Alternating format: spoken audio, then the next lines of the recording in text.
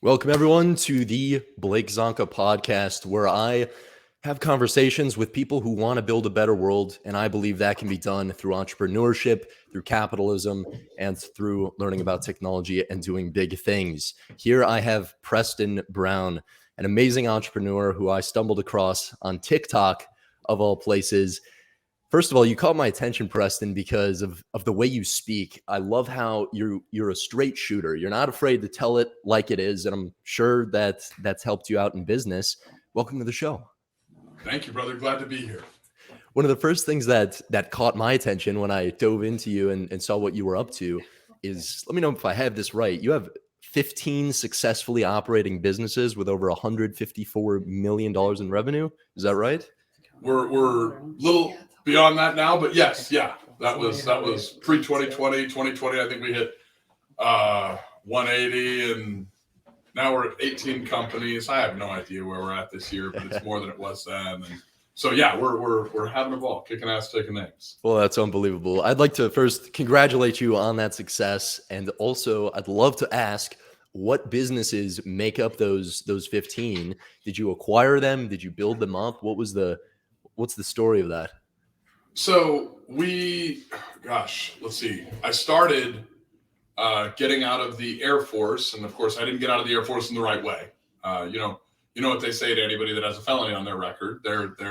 Your job opportunities involve the word waiter, and or can I pay you $20 for a lap dance? And let's just say I didn't have the qualifying materials for that job. So, you either go entrepreneur or you go wait tables or go into construction. I mean, that's what you do if you've made a few mistakes, and I've made a few. And so I went the entrepreneur route and eventually started flipping homes. And it turned out, flipping homes, that there's this truth that everybody tells you got to earn money, and it's the biggest lie out there. You have to create money. And if you're going to create money, when you go buy a product, say it's a house, and you buy it for 70, 80, 100 grand, whatever you pick it up for, you put 20, 30 grand in it, and you're selling it at 200, you're selling it at 250, sometimes more. I mean, you could be pulling 20, 30, 50, 80, $100,000 out of thin air because you put something back together the way it was originally intended. You restored something and somebody else saw a higher value than what it cost you to get it from point A to point B. That's wealth creation. And entrepreneurship is the process of wealth creation. It's not earning money. In fact, slavery never stopped existing. It just changed. Okay. It's no longer based on skin color or where you're from. Now it's capitalism. If you have a job and you're making, say $10 an hour, $20 an hour, whatever the low wage is in your market, you're a slave. If you look at slavery, it was bare subsistence. Well, bare subsistence now might have changed. You might need a car to get to work and a shitty apartment for your 3 or 4 kids, but that's still bare subsistence. So if you're barely earning the ability to subsist, you're a slave. And you need to find a way to get out of that. And, a lot of the shit that I say triggers people, but you know why people get triggered? Because they're prejudiced. They get triggered because other people are not allowed to have a different viewpoint, and other viewpoints scare them because they're weak. And so if you give somebody the truth, and they can sit back and say, hey, you know what? I'm not going to get triggered. I'm going to actually think about what this fucker's saying, whether I like him or not. I'm going to think about what he's saying. Then all of a sudden what starts happening, if you think about it, you either try to prove it wrong or prove it right. A lot of times you're going to find things that are right. It's going to change your life. When you get your emotions out of your way, your life changes, and then off you go. I mean, home flipping was first. God, after that, I had a couple realtors that were great salespeople, and they weren't great at what they did. And I love disorganized marketplaces, so I got into a brokerage, and then I started keeping property, and I got into a property management company. Then I came across a guy, and he was like, hey, how would you like to sell home warranty insurance policies? I was like, no, thanks. And he was like, well, you can own the business, and it'll cost $6,000, and you're going to make $100,000 a year on it. I was like, what? What's the workload? He's like, oh, dude, your secretary can enter it. You just sell your product instead of somebody else's, and we'll give you a reinsurance process. So I got into the home warranty insurance business, and I found out insurance is amazing for tax purposes, cash flow, low cost of insurance, and you're at a capital gains rate instead of like a regular income tax rate. And if you're doing reinsurance, which is not expensive to get into, then you have new opportunities. And so I was like, okay, that's good. Well, that got me into the title business. And eventually I got it started. I was already a home flipper, so I was in construction, and I made partnerships across the construction industry, some strategic partnerships, some, valued partnerships on just relationship driven purely. And then others we actually invested and we became part of their company, whether it was, a shareholder or a profit share, things like that. And slowly we worked our way in. Eventually I bought a home building company, and now I actually have a travel agency for high net worth individuals. So that's my only business, travel and coaching, that's not in or around real estate. But all the rest are either construction, manufacturing, business to customer, where we're doing brokerage or property management. We have a wholesaling company where these days we don't wholesale much. We pretty much just keep it all and then rent it out. But we also have a hard money lending company, because that was a good one to get into. And so every time somebody sucked at what they did, I would open a business to do that. I put a pool in my backyard, and I wanted a pool because, my kids were growing up, and I thought it'd be fun to watch them swim. And I like hot tubs, right? And dude, getting people to service your pool sucked. So this January, I opened a pool servicing company. Now we have the premier pool servicing company in El Paso, and anybody that wants good service calls my company, and everybody that's tired of getting pissed off by everybody else they do business with calls my company. And so we've grown over 100 accounts that we're servicing with almost no advertising, because we don't suck. I mean, most industries, people are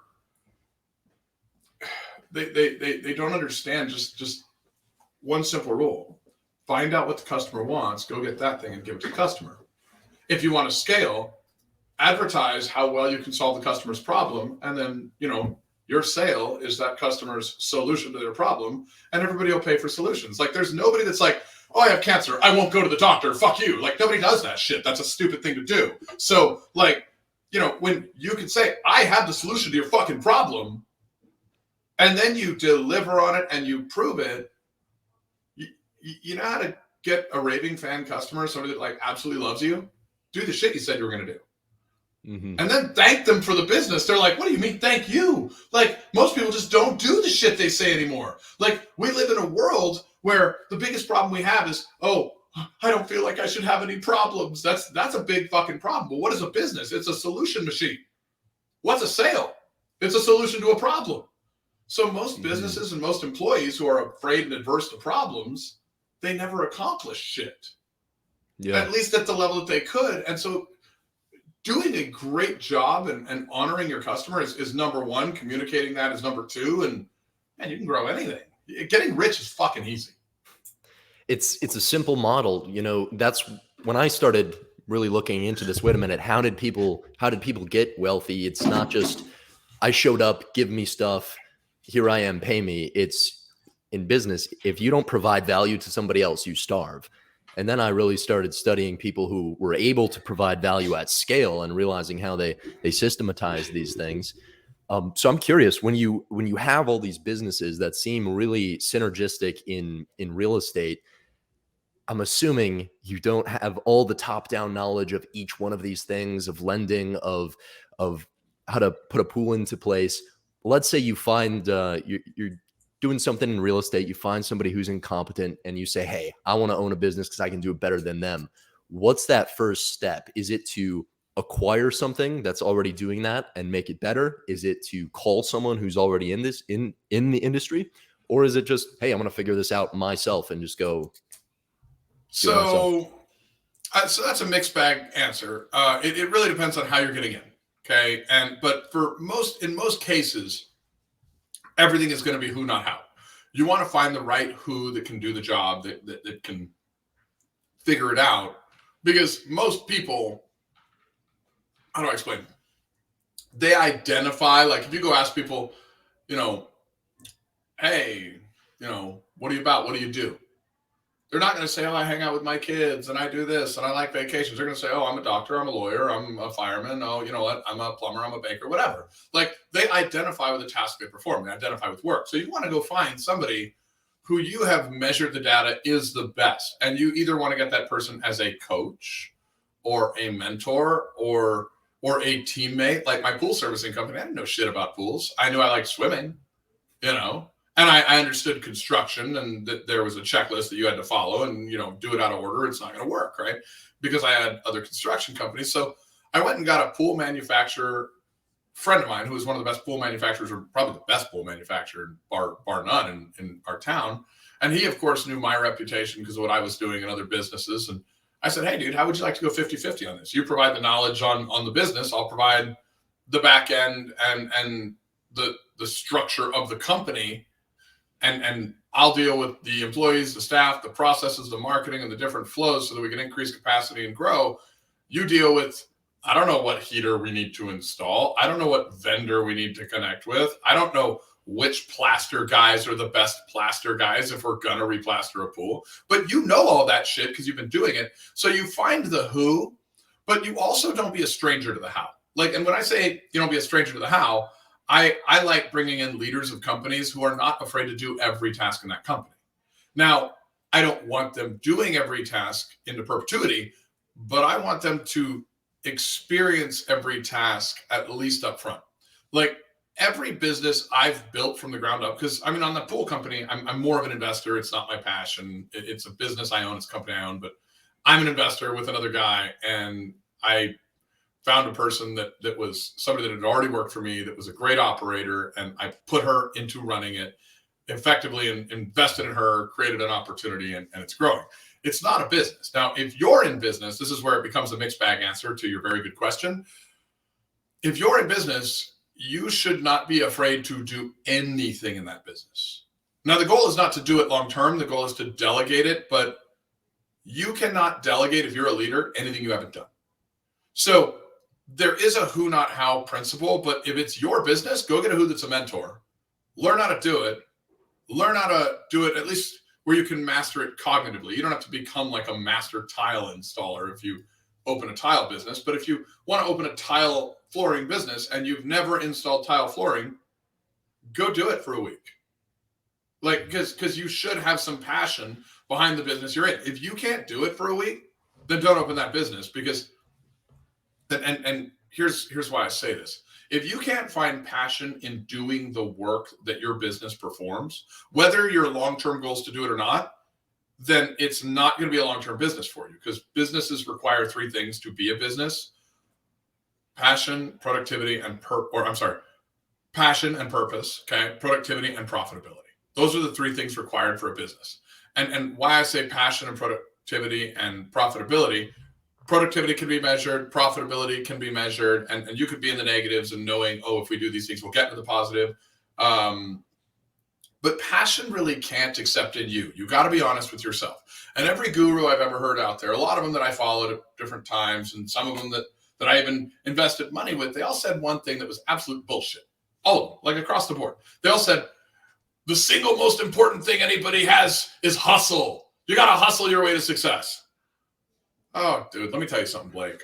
I got a hot-ass wife. She walks into the bedroom wearing lingerie. You know what I don't got to do? I don't got to be like, how do I hustle? How do I figure out my fucking hustle? That's never fucking happened ever. I'm passionate about this woman. I love this woman. I'm fucking there, right? So I don't have to hustle my way to success if it's something I'm passionate about. So when you're getting into your first business, make sure it's something you're passionate about. Now, you should at each point be learning it, doing it, then delegating it. Learning it, doing it, delegating it. Learning it, doing it, delegating it. If you're talking to the serial entrepreneur, I'd be like, yeah, go find the right operator. But I'm going to guess you're 25, maybe? 22. 22. Okay. So most of your audience, if they're going to be like you and they're in their 20s, they're not that serial entrepreneur, at least not yet. They might have one or two small businesses or three small businesses, but they probably don't have $100 million companies right now. They're probably other 20-year-olds. So they're in this kind of startup or operational entrepreneur phase. They need to delegate, they need to master. Because anything you've mastered, fuck, dude, you can delegate that shit. I can teach anyone sales, but I've sold tons of shit. I can teach anyone negotiations, but I negotiate all the time. I can't teach what I've never done, and I can't go pretend that I can be successful at something that I have no passion in. And a lot of the biggest mistakes that the 20-year-old generation people make is they'll get into something for the money. They'll get into something for the freedom. If you're getting in for money or for freedom, dude, you're fucked. You get in for passion. You get in for passion. You can find money in anything. That's a fact. And once you find money in anything, you can find freedom in that. Like, I know people that have the weirdest businesses. I know a guy that like literally tests video games. That's his business. It's his fucking business. He's a video game tester, and he's got like 3 or 4 different people that work for him, and they test games for all these companies. I'm like, what the fuck? Like, talk about everyone's dream. Like when I was a kid, how do you get into that niche? There's a niche for everything. Okay? You know what it turned out his business was? Feedback. His business was, it wasn't testing the game and having fun. He's literally a shit talker and a feedback delivery specialist. He goes in and finds ways to talk shit about the best games on the planet and provide feedback to the producers and the software developers from a gamer's point of view, and solves the gamer's problem before the gamer ever sees the fucking game.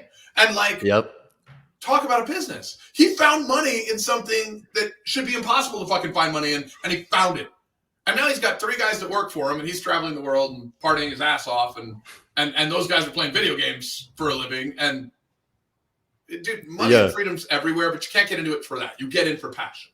Right. Well, in fact, I understand why someone would pay him. That's actually my business, is we make virtual reality video games right now. Now we're moving into the enterprise, but that's a pain point of us, is how do we know we're not building something that's not fun at all and it's dead on arrival? So you have to test, you have to face that feedback and not be afraid of it, and really asking the question, okay, we're wrong. It's just a matter of to what degree we're wrong, and this could be more fun. And that's something that companies would absolutely pay for. You're right.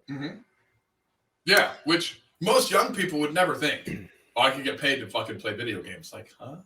What? You can. You can get paid for anything. When you become the best on earth at anything, and you know what you're probably the best in the earth at, or can be? The thing that you're the most excited about. Okay? The thing that you're the most excited about can make you the best in earth. And that can make you rich, wild, free. Then you can delegate. Then you can teach others. Then you can like grow a business, grow a brand, scale a team. Like, you know, become free. What if you're passionate about making money and love the act of the deal? And the reason I ask this is because as I've started just a few businesses in high school, did some web design that made me more money than the summer job my dad wanted me to take. And now I've started this virtual reality business. But what I've come to realize is that high level thinking is something I'm super passionate about. And it doesn't actually matter to me that much what the specific service or product is. It's dealing at that high level, whether it's looking at a real estate deal or looking at a big business. That's super exciting to me and a lot of other people. So I'm curious, how did you develop that skill set of being able to look at any one of these businesses and understand that high level skill set? So So I'm gonna lovingly do this. I'm gonna call you full of shit. Okay. And here's why. You're not passionate about making money. Neither am I. Like, that is effect, not cause. You're passionate about the problem that each business you're reviewing solves. You just haven't chased the rabbit hole far enough down to find that yet, because the money's kind of the exciting part. It's the result. It's the end. But like, if you're like, what you were saying in your language patterns was not what you said first. What you said first was, what if you're passionate about making money? And you were like, dude, I love analyzing these companies. I love doing this.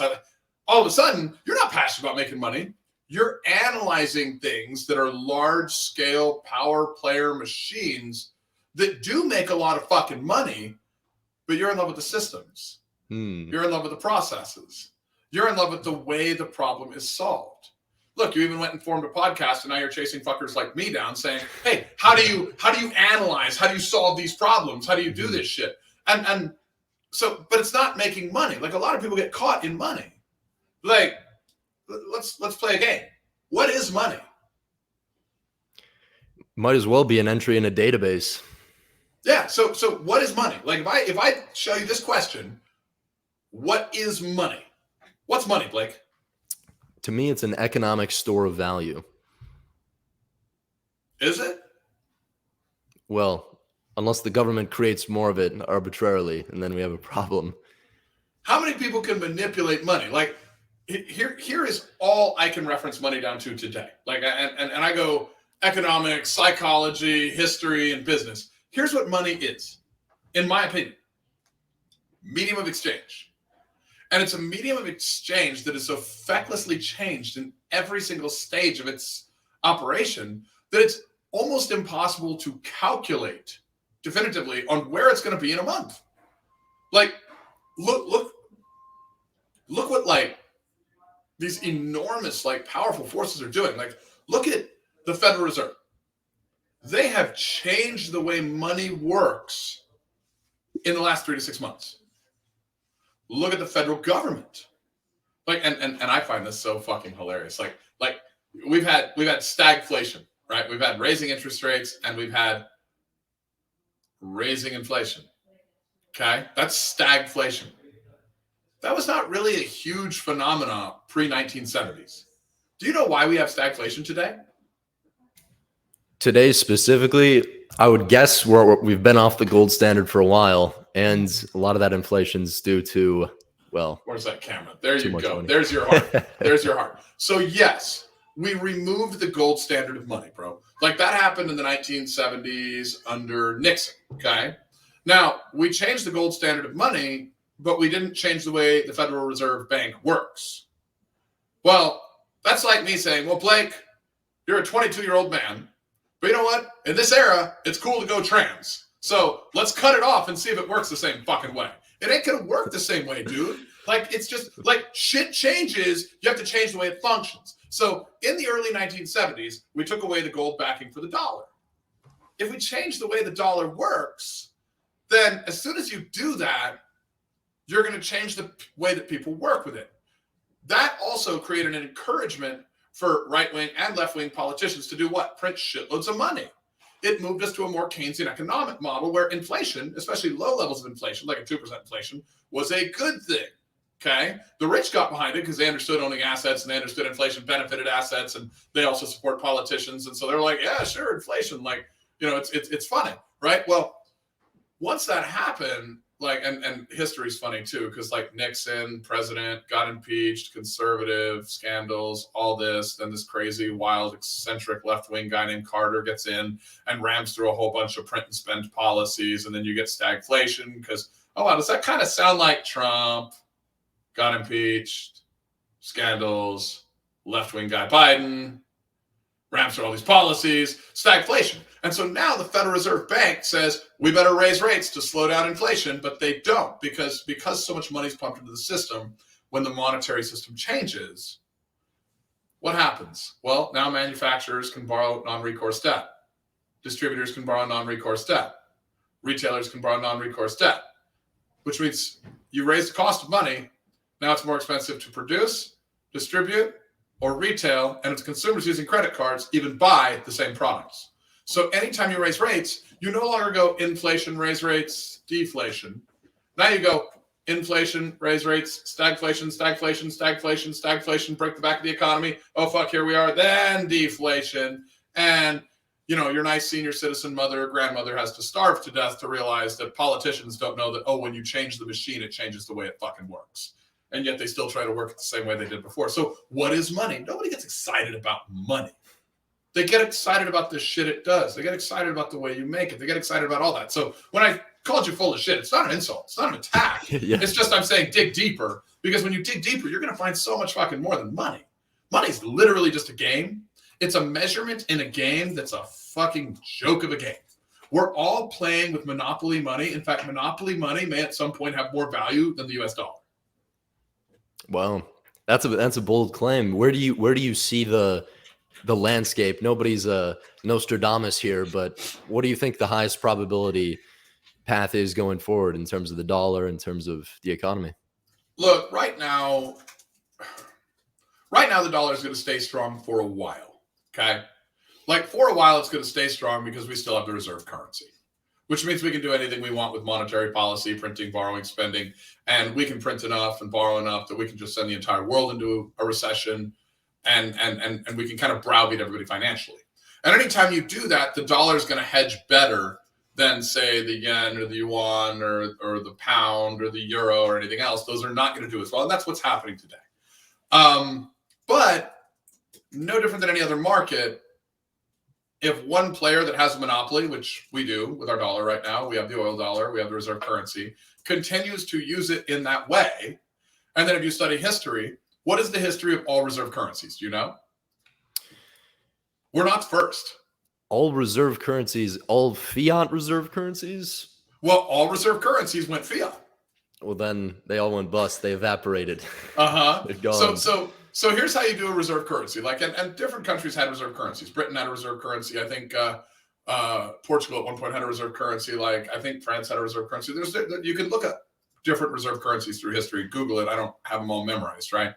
But they all seem to start with, wow, this country under this king or monarch or leadership or government or whatever is doing so well.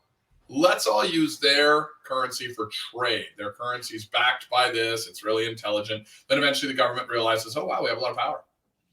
Hey, let's go ahead and step two, move away from whatever's backing us since everybody's following us. That'll give us even more flexibility to play with it. Then step three, they use that leverage. They expand. And it hurts everybody else around them. And then everybody else gets pissed. And then they switch and somebody else gets the reserve currency. This is happening right now. And we have something called blockchain technology. And dude, in the next 10 to 15 years, I believe, look at China with their Belt and Road project. Okay. America has connected a lot of the world. We've been very smart and stupid at points, but smart overall strategically. We've connected a lot of the world. Like we have connected North America, South America, Europe. I mean, the Middle East. We've got, lots of trade going on with Asia, India, China, etc. We've connected the world. But when we bet on China as a huge producing nation, as we went from kind of third world to first world, China became very powerful. That was a big mistake, us betting only on China. Like, had we mixed that up and said, hey, a little more China, a little more India, a little more here. Hey, let's go to Africa. They have a huge population in Africa. Instead of being one giant country that can become massively powerful, there's like 100 of them. And they've all got different diverse minerals and resource and natural wealth and everything else. Let's go pick up 10 fucking countries over there and like do a lot of trade and like lift that continent up. Right now, China's doing that because China knows that it's going to become that first world country. And when you go first world, your citizens become more bougie. They no longer want to make as much shit. And then you need, people somewhere else in the world to make that shit for you. So what's China betting on? Hey, you know what? We can improve Africa. We could become kind of that imperialistic country, do a Belt and Road project, create more trade, create better trade, improve these people's lives, and have them make cheap shit for us. Follow this logic. And since there's so many of them and they're all small, we won't create another China to rival us, just like America did with China.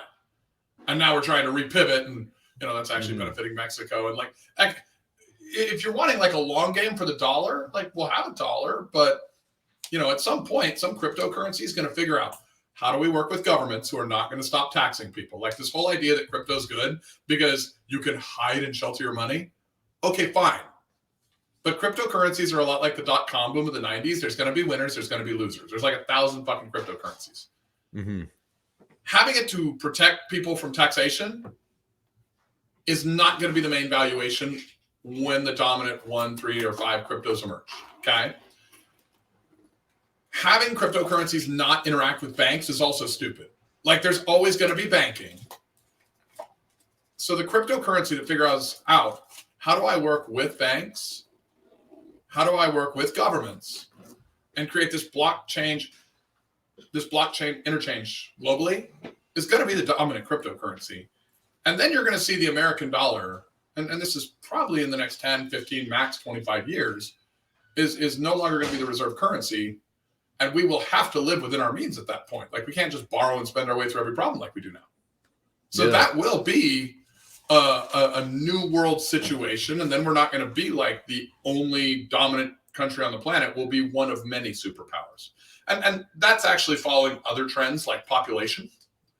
Like if you look at population, right now, China is in the lead to be the dominant economy on Earth in the next 10 to 20 years. But China hasn't had enough kids. They had their whole policy on like, you don't want to have girls, you want to have more boys. Well, they didn't have enough girls, so they can't make enough kids. So guess what? India is going to outpace them. And so India in the next 70 years, based on population size, will be the only country that can be a dominant country on Earth. America could curb this, but we would have to do some immigration reform and be really intelligent about bringing in talented people and growing our country intelligently, not just open borders like we're doing now. Go get the best and brightest, like we did over the last 100 years. Maybe don't just like, hey, let's open the borders and get some prisoners from Venezuela. That's probably not the right way. Yeah. So that's true. Going back to cryptocurrency, I mean, that's reading about the creation of the Federal Reserve, reading about the history of all fiat currencies since the beginning of time. It always seems like that temptation to debase the currency is so huge when that's accessible. And reading about something uncorruptible like a properly built cryptocurrency seems like the next move. How are you looking at this personally with yourself, but also with your companies? I know in the last few years, this has died down a little bit because of the correction. People were putting their balance sheets in cryptocurrency. What are your thoughts on that going forward for you? And are there any particular cryptocurrencies that have your interest? Okay, so I'm going to answer this in long form because I want to make sure that I don't give the wrong messaging here. I have money in crypto, okay? But I probably have less money in crypto than a lot of people that have a lot less money than me. Okay, everybody that went and put their balance sheets in crypto over the last 24 months got a big fucking wake-up call in the last few months. Bitcoin, cut in half? And it's not rushing back up. In fact, it's sitting there kind of floating around like 19 and 20 grand a day, I think, right? And so I like Bitcoin. I like Ethereum.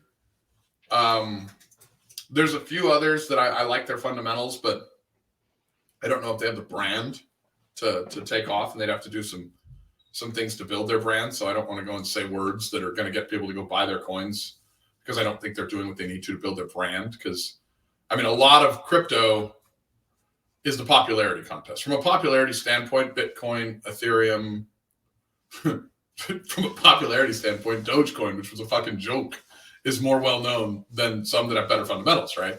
So you have to have the branding ability, but then you have to have the back-end ability to say, okay, well, who are our real customers?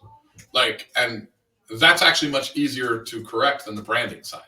Like the branding side and the marketing side and becoming top of mind for every single human on Earth is a way harder piece. So I like those two because they're big. I don't know if their leadership teams are smart enough to figure out what they need to do to work well with everyone, because the problem with crypto is they've sold it on it's a way to get around to the government. They've sold it on kind of like it's almost this black market way of moving money.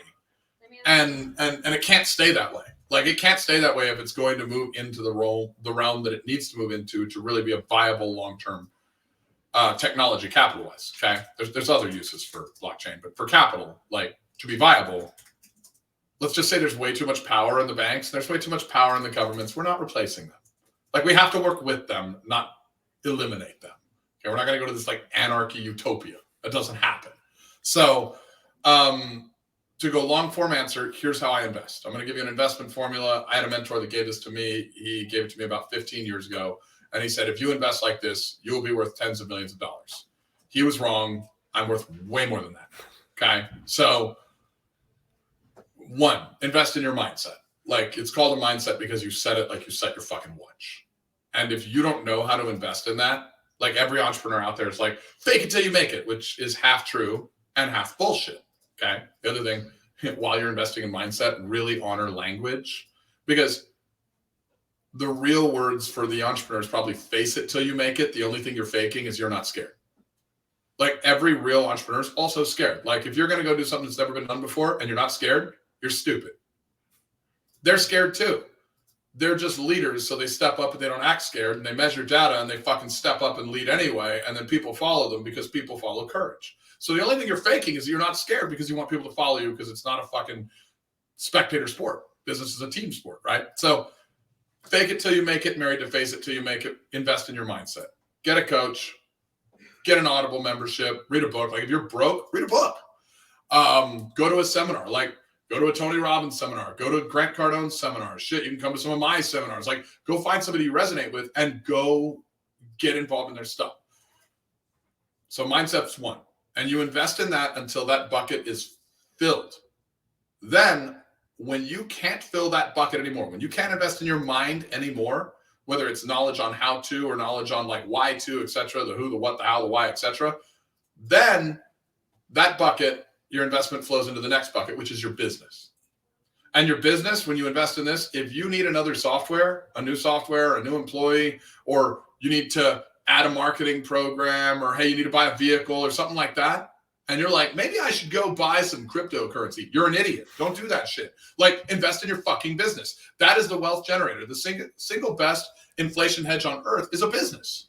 Why? Guess what happens if your costs go up $10? So does your price. Cost goes up $10, your price goes up 11, and people will pay it. That's the inflation hedge there is. That's the best one. Like, there's no better investment. So invest in your business. It's your productivity. I mean, if you measure any economy ever, the foundation of that economy, the building blocks, the bricks, is productivity. Your business is your productivity. Focusing on cryptocurrency, that's not productive. That's speculation. So, 2, business. 3, real estate. Why? Well, here's just a few of my reasons, and it's made me rich, so I can say that this is true. 1, the forefathers of this country were all in what? Real estate. What did they protect? With tax codes? Real estate. Like, so you get tax benefits, you get cash flow benefits, you get an inflation hedge. Yes, I know. Everybody says, oh, in 2008, they lost money. Okay, but guess what? The epicenter of 2008 was mortgage-backed securities. It's no longer that. Those are very well protected now. Like, there's a shitload of scrutiny on that now. So now that there's so much scrutiny, the single best place to invest in this recession that we're in now, that everybody's lying about whether we're in or not, is fucking real estate. The thing you should invest in this recession is the thing that everybody died in the last recession. Last recession, real estate lost its ability to be considered a hard asset due to mortgage-backed security issues. This recession, that is not happening. So if you get a dip in real estate, buy. Because in every fucking market crash, right after that market crash, with the exception of 2008, it's the single and only exception, there has been a real estate boom.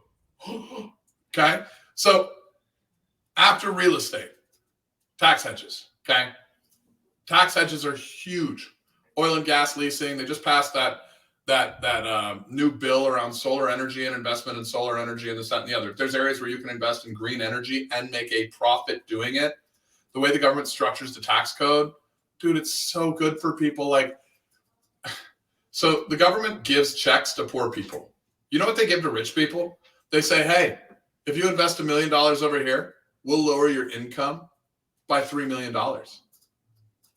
So wait a minute, if I put $1 million over there, you're going to drop my income by $3 million, which would save me $1.2 million in taxes? Done. Why the fuck not? Okay, why do you think all these congressmen and senators are rich? Why do you think it's a fucking millionaires club?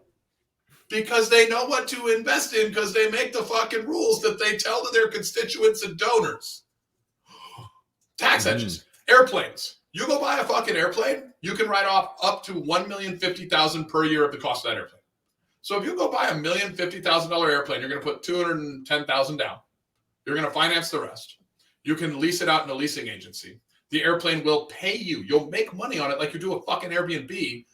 Only you get, for $200,000 out of your pocket, a $1,050,000 reduction in income, saving yourself $300,000 to $400,000 in taxes.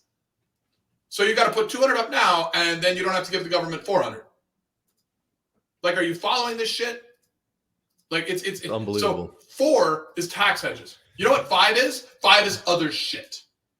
And other shit includes stock, bonds, mutual funds, NFTs. Like, if you want to go spend $1 million on some monkey picture online that's digital, you are probably not very intelligent. And it's worth way less today than it was 1 year ago. You know what? I predicted that on fucking TikTok. Everybody was like, he doesn't know what he's talking about. You know what? All you broke motherfuckers, thanks for the hate. You're stupid. Now, the other shit, like, it's fun. Like, it's all fun stuff. Like, yes, I put money in crypto. Yes, I've invested a little bit in NFTs. I lost money on NFTs, but like, I didn't invest a lot. It was a few grand, right? Like, it was funny shit. It was fun shit. That's what you do with the overflow. Mm-hmm. Your play money, your overflow. Now, if you invest in those first 4 items intelligently, your overflow can be 10 million a year in less than a decade. That can be your overflow. But I know people who didn't make 10 million a year that lost 10 million in cryptocurrency. And I'm like, how? How'd you lose that much? Why'd you bet everything on something that's not fucking productive? Mm-hmm. And anyway, it's like, yeah, I'd like to hear more about that productivity of a business, because it really is the backbone of everything. For you, I recall on a clip that I saw, you were in business for a few years until eventually something clicked and you figured out that things are a system or a process. What moment was that like, and what did you start doing differently when you saw that to bring that productivity? So I've been in business for about, well, I mean, I've been in businesses since I was a kid. Like, I was painting drivers when I was a kid and all this, but I wasn't coming up with formulas when I was a kid necessarily. I got out of the Air Force. I waited tables for a while, opened a business, and you know, tried my Amway stint like a lot of young entrepreneurs do, and all that as well. But I built a formula for that company. Like, my first company, my home flipping company, I built a formula, and the formula was simple. It was alignment, simplicity, foresight. Those are the 3 goals. You measure 4 things: culture, clarity, capacity, and cash. And there's 6 things you can change.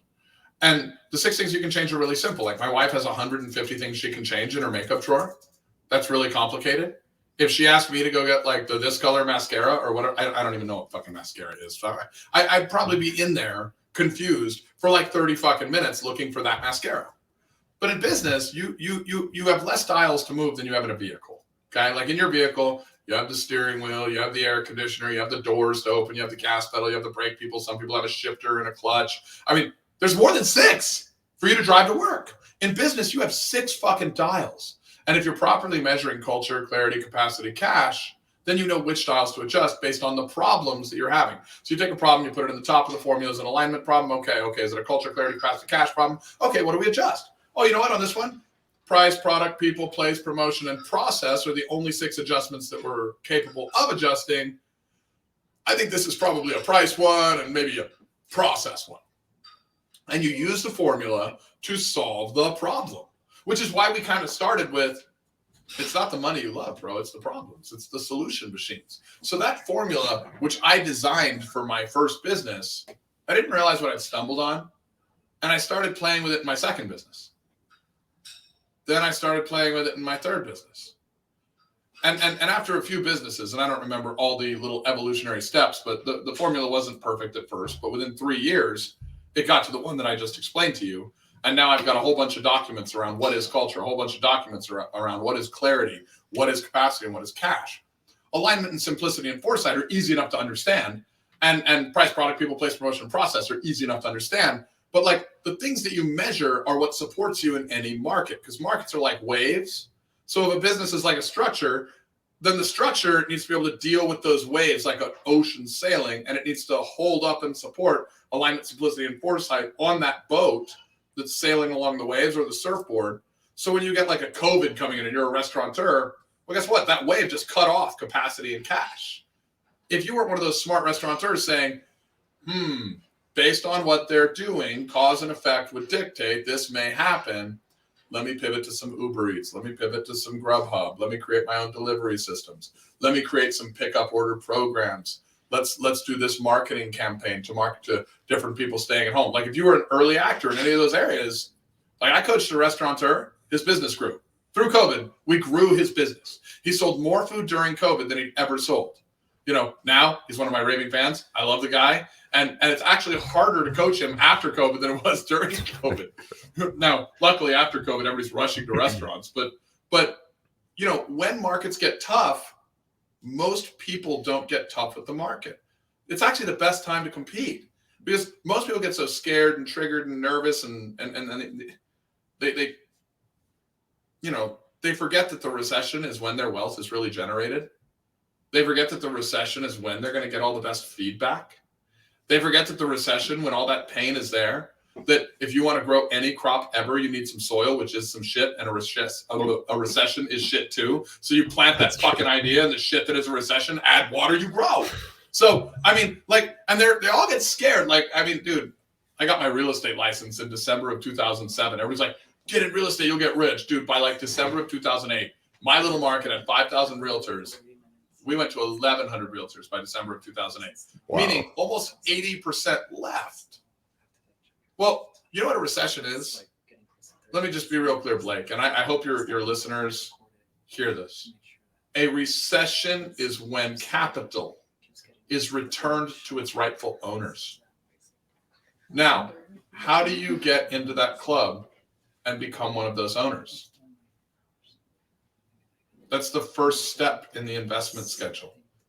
You have to invest in your mind. You have to understand that to solve a problem, the solution must align with human nature. Like, we are doing everything against human nature these days, and we've even made it popular. We call it politically correct. Yeah, which is the same way as saying lying is good. Okay. Like, you know, and I'm radically honest to the point that, like, it's probably wrong. Like, if my wife comes in and says, do you think this dress makes me look fat? I might be the guy that says, don't blame it on the dress. Now, my wife is not fat. My wife is a beautiful woman. So fair disclosure. But I believe in radical honesty, because if you tell someone the truth and they get triggered, it's not you that's triggering them. It's the truth that's triggering them.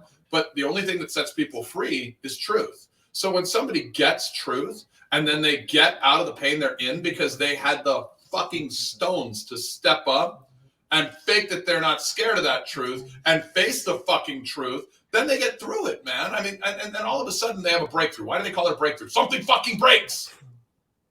You know? And I think that mindset is slowly making a resurgence now of realizing, like, you can't lie to yourself. If I'm not the weight I'm at, the fitness I want, that's my fault. If I'm not making the money I want, I'm doing something wrong. I want to know, you know, with that straight shooter attitude, I would wager that's been an asset to you in business, when you can just say things as they are or not be afraid to tiptoe around, whereas somebody might not make that phone call that needs to be made. How do you think that attitude has helped you in business over the years?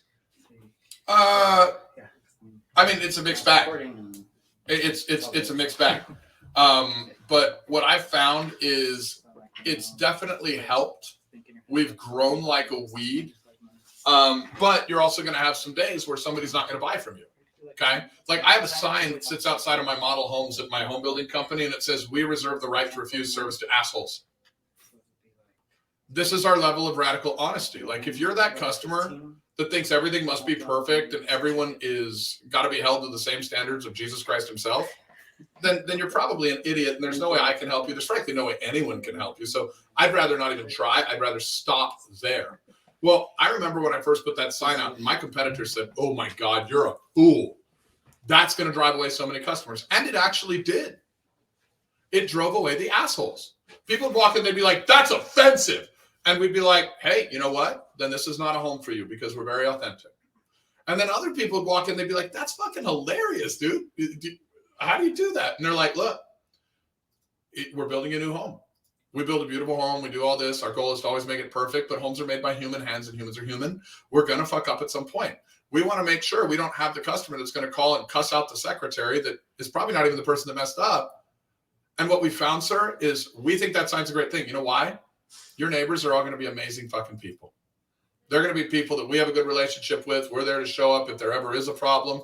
They treat us right. We treat them right. And you know what's crazy? You drive down the streets where we build fucking houses and the barbecues are packed and people know their neighbors because we don't have assholes. And so here's this sign where at first, in the beginning, half of the customers would see the sign and not show up. They'd stop at the sign. But you know what happened like 6 months later?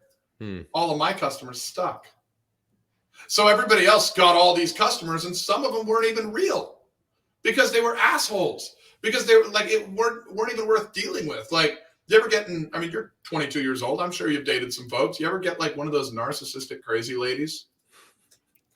You know? Yeah, I know what you mean. Okay.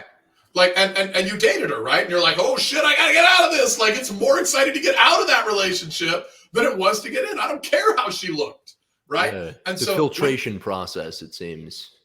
and so and that's what authenticity is, bro. Like, authenticity is filtration.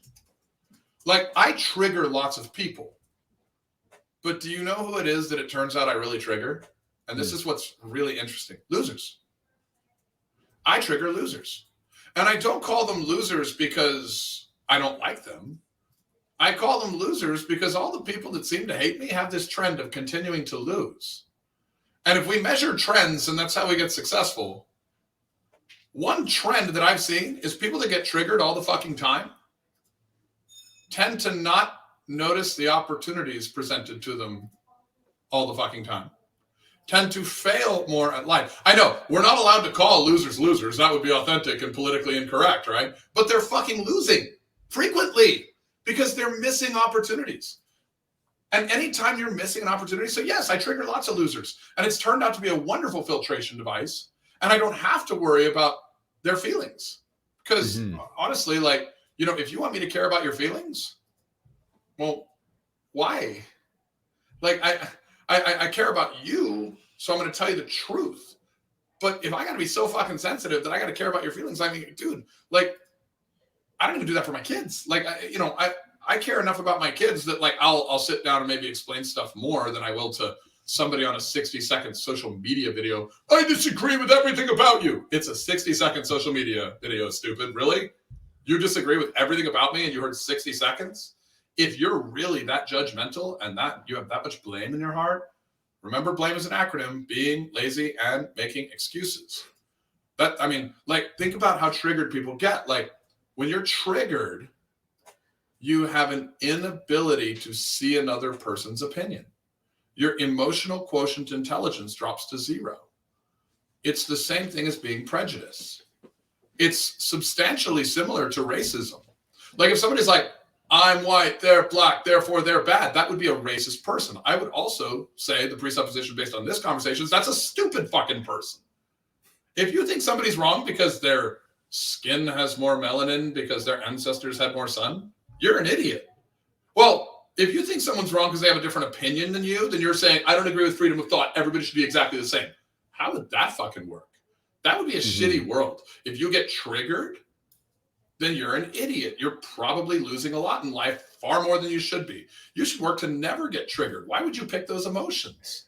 Yeah, there's so many factors that go into it. I think one is just human beings on average tend to want to reach some consensus among other people in person. But when your audience is not just the 100 people in your local tribal community, but millions and millions of people, you can say good morning and somebody's going to get offended. Yeah. You know, it's not good for me. You know, so the wider you cast that net, the more likely you're just going to hit somebody's tripwire. So I think, yeah, you're right. At some point you set the filter. And that's, for your question, the blessing and the curse of authenticity. The blessing and the curse of telling the truth is you're going to alienate some. And you know, I've watched like Gary Vee and I've watched Grant Cardone and some of the other guys talking about haters. Golly, man, I love these haters. I love triggering weak people because they blow up your algorithm. Their shit talk gets you to far more authentic people. And then when authentic people hear the truth, like, dude, when people are not like emotionally closed off, when they are conscious thinkers, those are the ones you want. Like, regardless of what business you're in, those are the ones you want because those are the ones that are fun to work with. They're the ones that if you have a problem, they're going to work through it with you. They're the ones that are going to give you feedback. They're awesome. And so how's it been? Overall, phenomenal. Up front, it's scary. You got to face it till you make it. Once you've been in it for a while, you'll notice that you have 10 times the efficiency. You'll notice that the culture of your organization is really good because your people aren't getting screamed at by losers all the fucking time that don't know how to manage their emotions. I mean, some of the ways that I've seen some customers at other organizations that I've worked with, because I used to do real estate consulting for builders before I bought a home building company. And I would hear some of the calls that like people would call and yell at the girl in the warranty department. And I'm like, what if a teacher talked to your children like that? Like, I mean, I might strangle a teacher for having conversations like that with my child. Like, these people can be downright abusive. Why would you let that person in your front door? Do they deserve your product? And so you got to love the haters, but you got to also like give them a little Heisman. There's got to be some distance that part of the triggering is they can't get in anymore. And then they start knowing that. Some of them actually convert to fans. And that's actually really fun. Like, I've had some haters convert to fans. I've got a friend of mine, he actually bought a house from me, lives down the street from me. And he was like, dude, I used to be your hater, man. Like, you pissed me off and triggered me and this, that, and the other. And you know what had happened is I had said some shit to support some ideas of the Democrat Party, and he was very conservative. And I guess he was my hater for that. And now, of course, I'm saying a lot of common sense things that support the conservative party. And I've got a lot of people on the left saying, oh, you're the devil. And I'm like, guys, poly means multiple, ticks means blood-sucking arachnids, politics, root word, all bad. Like, maybe we should all be looking for some bipartisan compromise. Like, the conservatives aren't dumb. Spending money within your means is not stupid. The progressives are not dumb. Like, wanting progress, not stupid. We need both. But you know what? Like, when you get the extremism on either side, that's stupid. Like, it's stupid to think we should be having gender conversations with 6-year-olds. They're not even thinking about gender. They don't even know what sex is. That's fucking dumb. Like, having anyone that thinks that's not dumb, well, if you think that's not dumb, you're dumb. I'm not going to spend a lot of time with you because it's a waste of fucking time. Like, I have a 6-year-old. I have a 4-year-old. You know what they don't know? They don't know what dicks do, and they don't know what vaginas do. There's no purpose in them learning about their fucking genders. Now, if you want to say, hey, maybe 18-year-olds shouldn't buy, assault rifles, like, I think that's a real fucking conversation. Like, that's fine. Like, it's not dumb to have a conversation about that. Have conversations. But like, when you bring these things up, it's really fun because you'll find that you start triggering people that have a different opinion because you have a different opinion. It's like, whoa, guys, we're supposed to have different opinions. That's how we, like, iron sharpens iron. It's like a biblical principle. I know we can't say biblical anymore. It's a biblical principle. Iron sharpens iron. Like, we all talk about it. Maybe we'll get a better fucking result when we all share each other's reasons for our opinions and our underwriting for how we got there. And then if you have a different opinion and we do that, we might come to a rational solution together. But at the same time, if you can't defend your opinion, is it really worth having? If you have to go straight to a character assault to somebody that has a different opinion, then I would put the presupposition out there, you can't defend your opinion's not valid. If you can't defend what you love, and you definitely love it if you're willing to get emotional about it, then you don't fucking deserve it. Yeah, an interesting question that I've always tried to ask is, why do I believe what I believe, and why is this thought in my head, and do I still carry this to this day? People many times nowadays will have politics as part of their identity because maybe they have nothing else to do. But I've always looked at it as like, what can you control, and focus on that. Like, your personal life, how many of those things that you can get angry about actually impact you? So I completely agree with that. Like, you can't control most of politics. Like, some of it you can, actually. You get to certain financial levels and you can buy and rent politicians just like any other commodity. You want a Coke? Pay for Coke. You want a Pepsi? Pay for Pepsi. You want a Democrat? Buy a Democrat. Want a Republican? Buy a Republican. Like, they all accept donations, and guess what they do with them? Whatever the fuck you tell them to do if you give a big enough donation. So get really rich and your opinion matters more, right? But that being said, like, we can't control politics, but if we are getting into business, it's good to measure it. And that's why I enjoy politics. Like, I like watching it because, like, supply and demand are the two major factors in any economic measurement. But politics influences those two things. Okay? The will of the people and decision-making based on the power of the politician and what they can do with monetary policy has a major effect. So, like, look, measuring politics has made me very rich because I can measure what they're going to do. Like, I remember COVID. A lot of builders stopped building. They were like, oh my God, let's not build homes. It's going to be just like 2008. The world's going to end. I looked at what they were doing, and as soon as they said construction workers are essential workers, I was like, weird. They have so much propaganda about this virus. Even though we had all the data we needed about it from that cruise liner that was going around, we knew how it was going to affect men of different ages, women of different ages, different ethnicities, different like cultures and races, whatever you want to say. And we knew what the death rate was. We knew it wasn't really going to affect children. We knew a lot about it, right? But we shut down everything, and all the news media came up with their own propaganda, not based on data and facts. And we shut down everything. I took blame out, and I said, what are people going to do based on the information they're receiving? Homeowners are not going to list their homes for sale. What's that going to do to inventory supplies and real estate? It's going to diminish it. What are builders doing? They're not starting houses. What's that going to do to inventory supply? Oh, it's going to diminish it. I'm going to start every fucking house I have. Why? Because there's an abundance of labor. There's huge demand. There's still people that have to move. There's all that's still real. And what's the safest house to go into? The one that nobody lives in, since none others are available. My brand blew up. I went from a builder in the market to the builder in the market. We're a 4-year-old company. We build more square footage, not more units, but more square footage than anybody else in town. And we have the highest margin because we saw what politics was doing. We saw what their cronies in the media were doing.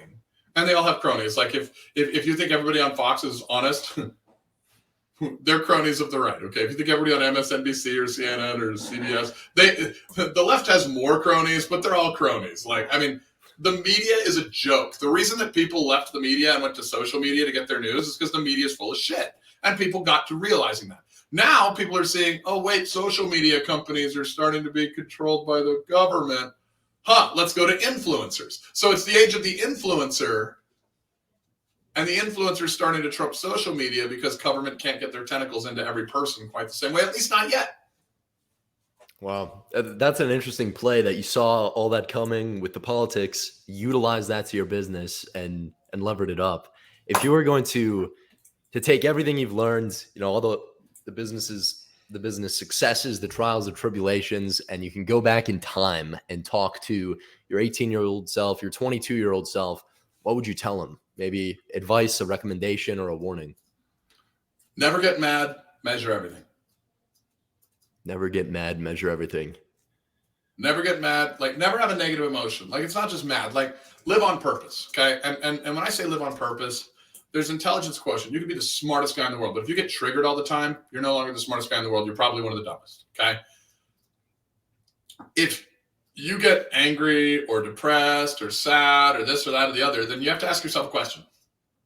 Would I choose that emotion?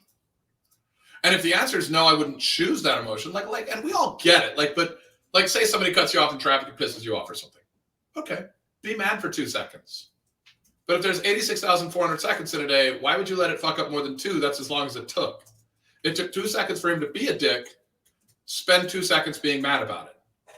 If you spend all day being mad about what he did in 2 seconds, man, the return on investment he got on his investment was fucking huge, which also means you're stupid, right? Or at least ignorant. There's only 2 sources of pain. One is ignorance, one's stupidity. Stupidity is ignorance is like, I don't know if that's wrong. I don't think that'll hurt me. I'll try it. Ow, it hurts. I learned. Stupidity is like, I've done this before. It hurt like hell last time. Let me do it again. So live on purpose. Don't have emotions beyond what you would choose. Like, I love happiness. Like, if you can't tell, I'm very passionate. I love passion. So here, you want to play a game on emotions? Can I give you an emotional education that I almost never talk about on podcasts? Let's do it. This will be the only podcast of like the hundreds I've done now that has ever gotten this piece of content. So, have you ever been scared, terrified, scared to fucking death? Yeah. Yeah. Did you get tingles down your spine, butterflies in your stomach, feel like running away from something? Mm-hmm. Okay. Now, that's fear. Have you ever been passionately fucking excited like nobody's business? I'm going to take this. I'm going to own this. This is so great. The best fucking day on the planet. Yeah. Did you get tingles down your spine, butterflies in your stomach, felt like running towards? Totally. It's the same fucking emotion. The only difference is the frame of mind, the mindset, the number one thing you invest in that got you there. I love passion. If I'm going to beat something into shape and forge it, like Michelangelo, it's no different of an energy than beating something to death. The only difference is one is driven by love and the other is driven by hate. If you are living on purpose, your entire life's driven by hate. Or if you're living on purpose, your entire life's driven by love. If you're not living on purpose, you're living in a triggered state, your life is driven by hate. So don't get angry, don't get sad, don't get even, don't get any of that shit. Like, trust me, the universe will get you even a lot of times if somebody wrongs you. Like, that'll happen on its own. You won't even have to try. It's amazing how it happens, okay? But don't get emotional unless it's a good emotion. Like, you should express as many good emotions as you can. Like, I try to be passionate everywhere. Why? I like passion. It's fucking awesome. I try to tell jokes because they're funny. I tell stories. They're exciting. Like, I mean, if it's a good emotion, let it all out, because nobody's going to be like, oh, he's a dick, I hate him for being so happy. And if they are there, God, feel bad for them. And then the other thing, measure everything. Measure everything. Everybody believes in this idea of management. It's a lie. You can't manage anything you don't measure. The presupposition of, oh, I'm hiring that person as a management because they're the best. Really? Are they? Are they better than anyone else? No, they're not fucking better than anyone else. Okay? If they're a great manager, it is because they measure more. They know the root causes of cause and effect as to why this is happening.